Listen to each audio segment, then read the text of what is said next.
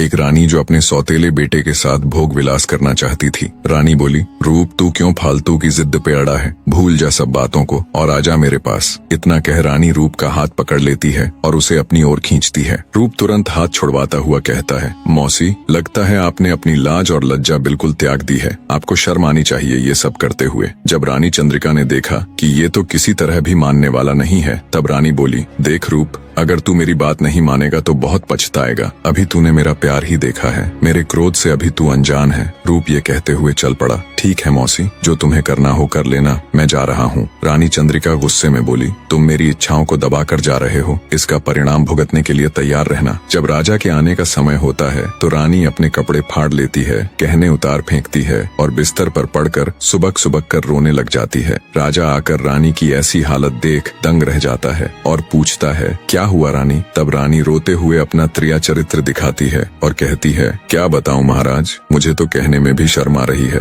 राजा बोला, रानी जो भी बात है वो मुझे बताओ। तब रानी चंद्रिका कहती है, महाराज, आपका बड़ा बेटा रूप मेरे महल में घुस गया और मेरे साथ जबरदस्ती करने की कोशिश की। मैं बहुत रोई गिड़गिड़ाई पर उसके ऊपर तो जैसे जवानी का भूत सवार था। ये सुनते ही राजा के पैरों नीचे से जमीन निकल गई। उसे बिल्कुल यकीन नहीं हुआ कि उसका बेटा रूप ऐसा कर सकता है, पर रानी अपना त्रिया चरित्र दिखा राजा को यकीन दिलाने में कामयाब हो जाती है। गुस्से से लाल पीला राजा सोचता है, ऐसे पुत्र से अच्छा तो मेरा कोई पुत्र ही ना होता, मैं शक्ल भी नहीं देखना चाहता उस पापी की। इसी सोच के साथ राजा खड्ग सिंह तुरंत अपने सिपाहियों से कह महल के मुख्य द्वार पर अपने बेटे रूप के लिए देश निकाला लिख कर टंगवा देता है। शाम को जब रूप और बसंत दोनों भाई खेल कर आते हैं, तब रूप की निगाह उस शाही फरमान पर जाती है। उसे देखते ही वो तुरंत वापस मुड़ जाता है और चल पड़ता है। तब बसंत कहता है, क्या हुआ भैया, आप कहाँ चल पड़े? तब रूप अपने भाई बसंत को शाही फरमान दिखाते हुए कहता है, बसंत, पिताजी ने मुझे देश निकाला दे दिया, उनकी आज्ञा सिर माथे पर, अब मेरा यहाँ कोई काम नहीं। रूप की बात सुन बसंत बोला, नहीं भैया, जरूर कुछ गलतफहमी हुई है, हमें पिताजी के पास चलकर उनसे बात करनी चाहिए। तब रूप अपने भाई को सुबह हुई घटना का सारा किस्सा कह सुनाता है। सारी बात सुन बसंत कहता है, चलो भैया,